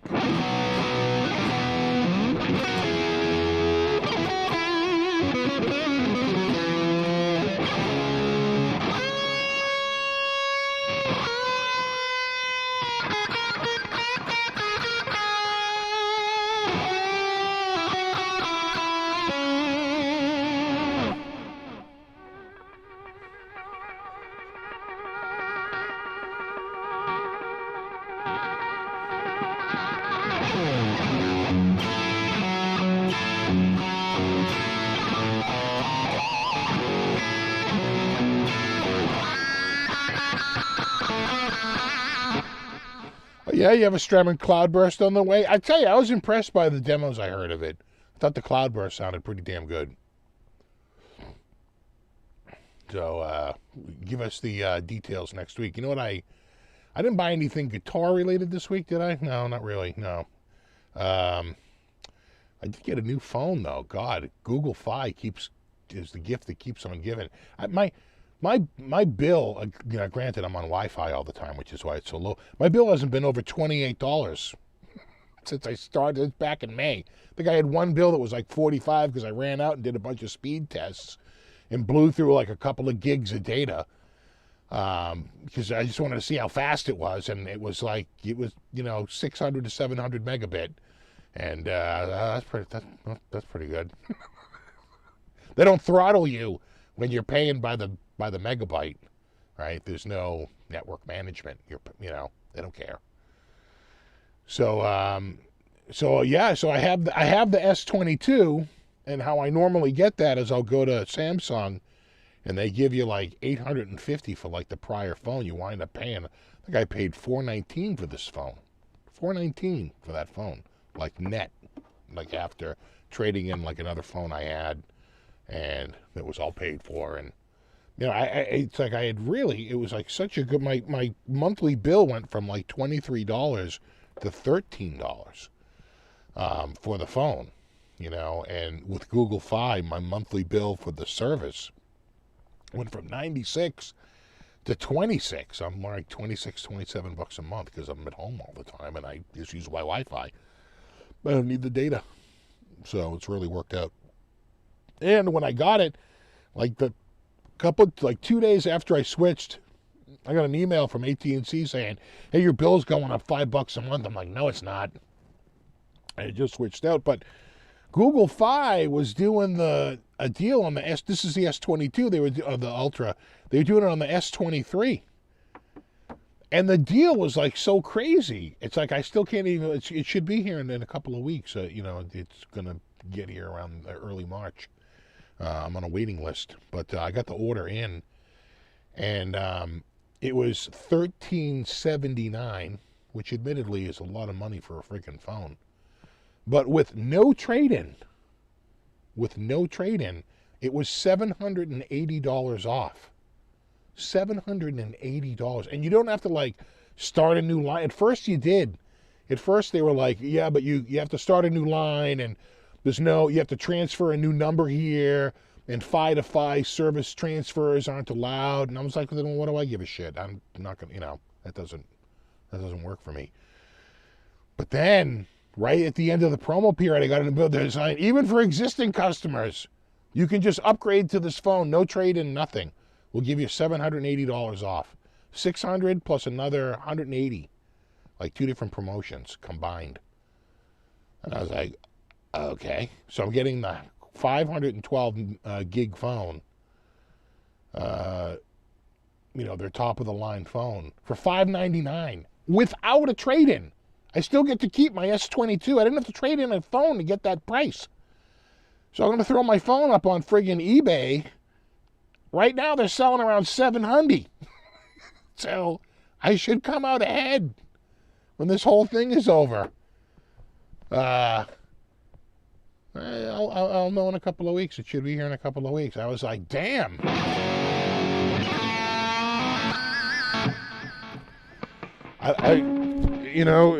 As much as I love a good phone, I like even a good phone for short money.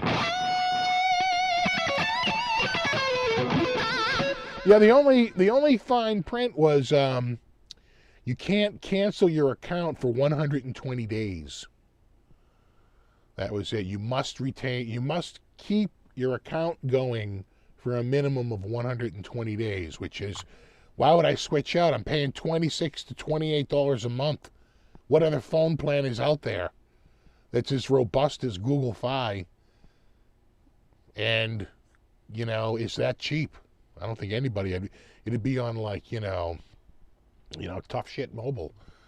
Oh, you can't get a connection? Tough shit. Mobile? Yeah.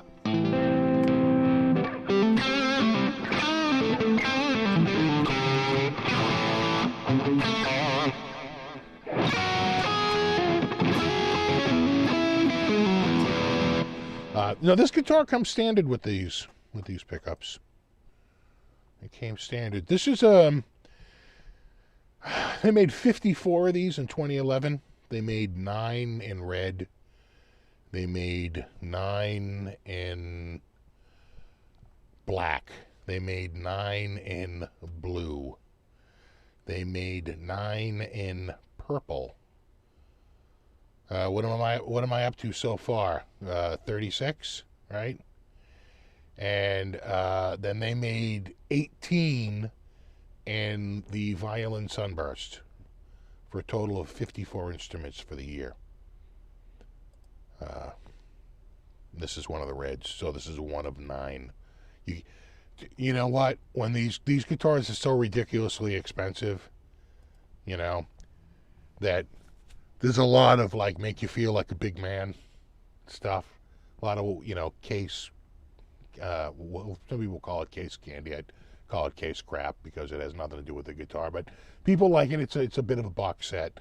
It comes with a ridiculously heavy and well-made, like leather-bound handle case where the word Ibanez is embroidered on the front of it. Right?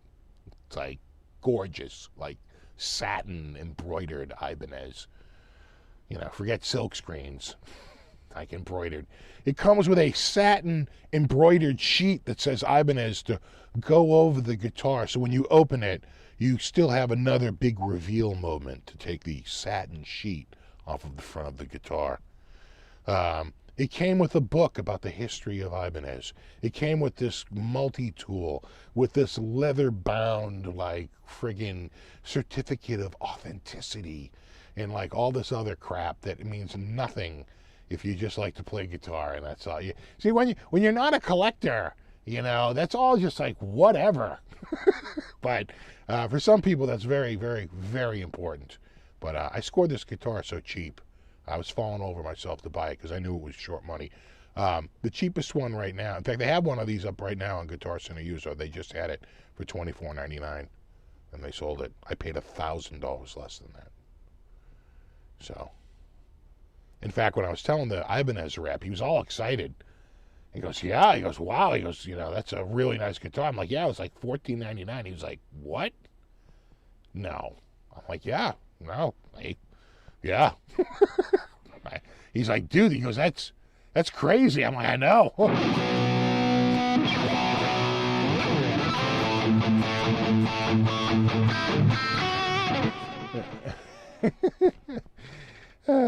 Yeah, you get extra vinyl stickers.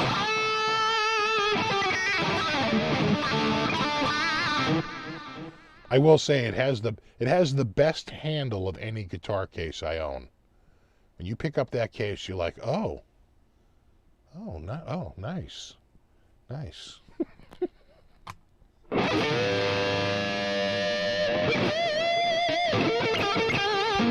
It's embroidered.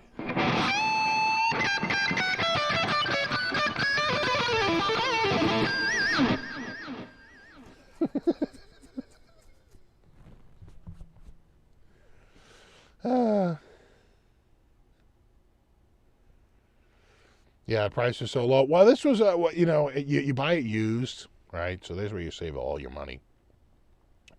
They had a ridiculously high list on it, but they never sold them at list price. Had a 46.66 list. $4,666 for these. Don't forget the case candy. You know, it was an unboxing experience. You know, it let the player know, and because they were so limited, that you're special, just like this guitar, very special, just like you. And but they sold around $3,000, $29.99. Most places had them, right? That's quite a jump off of, you know, they probably were $1,500 like dealer cost, right? You put the MSRP at triple, right? So you're at whatever, $1,500 for the guitar. You're selling, or $19.99 for the guitar. You're selling them to dealers. They're putting them up for $29.99, you know, or they even have a little more room. You know, they're getting them like $14.99, $15.99. Put them up for $29.99. So it gives the dealer a lot of room to move around. But I never really saw them less than that. $28.99 on sale, maybe $27.99, but not really. In fact, a lot of dealers had them at like $31, $32.99, trying to eke out a few more bucks out of the guitar. But it really depends on where you went. But yeah, no, this guitar showed up on Guitar Center Used for $14.99. I recognized it instantly, and I called him right up, and I'm like, dude, do you have like the special case and like all that crap that it comes with? He goes, I got everything, showroom condition. And I was like, write me up.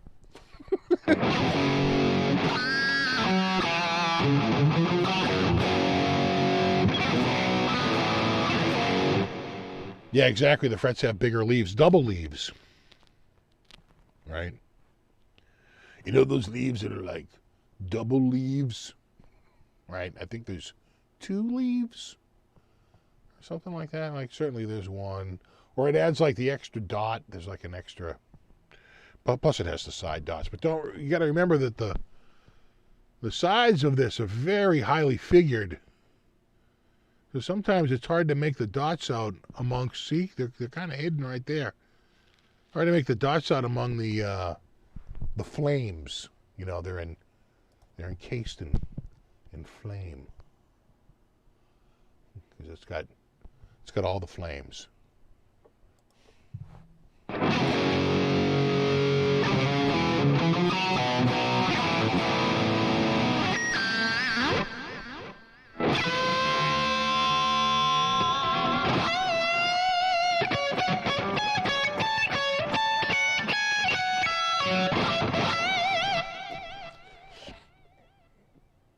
$4K for an LP standard. I could see an LP custom. An LP standard. Damn. Yeah, it has too many flames.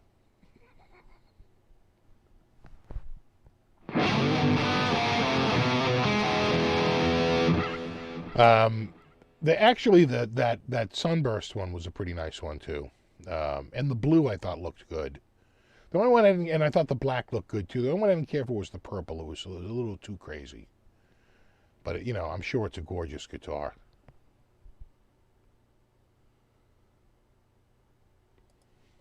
But it was a heavy purple. Certainly no. No, I don't think any flame on the neck. Not really.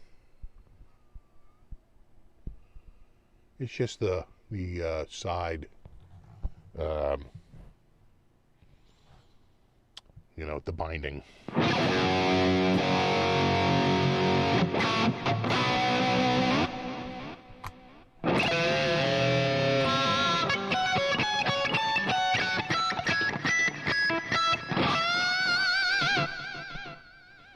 Is it really 8:56? This night flew by.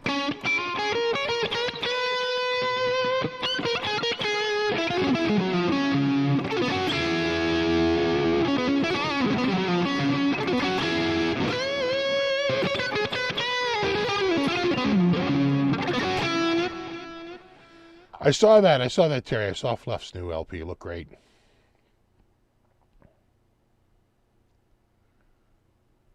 Do you have a strong opinion on bow pattern, no neck plate? Not really. Not really. I don't really have a strong opinion on set neck versus bolt on or any of that stuff. Look, a guitar is a guitar. There was a great guy. There was a great video where a guy just sort of shows how, like, guitars essentially kind of sound the same. You know, he was running through a really nice Soldano amp, and he just sort of showed that, even a Tele, I mean, between single coil and humbucker, there's a bit of a change, but for the most part, because if they don't sound the same, then it stops sounding like a guitar. Right? It gets too out there. You still got to sound like a guitar.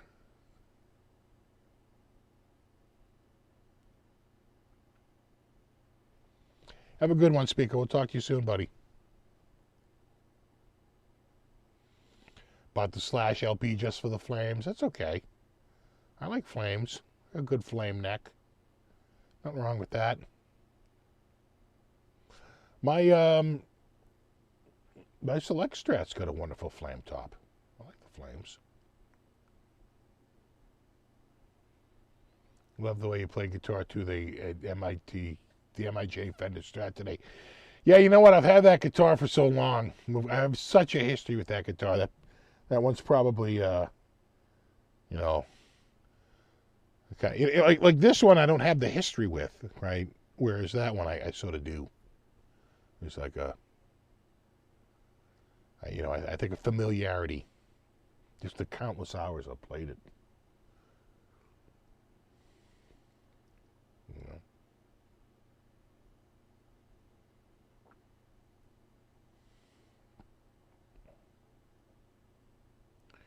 I know, hashtag Mod Squad. I think I forgot that last week. Hashtag forgot Mod Squad.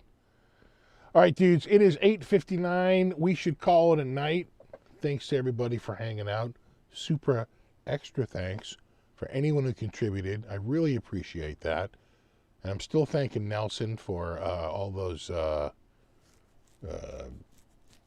memberships he handed out last week. He gave out I want to say 5 or 10 memberships. It was pretty good. Pretty amazing. No, you rock. So I will, I'll see you guys at the very least in a week. Maybe sooner. You never know. It could happen. And there you have it. Bro fist to my Mod Squad. Hashtag Mod Squad. And we'll do it all again in, 6 days, 23 hours. And there you go. And be sure to check Ben Coombs on Ben Coombs' show on Sunday night, 8 p.m. Eastern Standard Time. He'll have some special guest on. He'll be doing something. Don't miss it, or you'll never know what it was. There you go. Yeah, 22 hours. Thank you, Calvin. Thank you. 23 hours. Come on. Get with it. All right, dudes. No, you rock. I'll see you in a week. Until then, rock on. And there you go. All right, dudes. Steve Vai tomorrow night. There you go.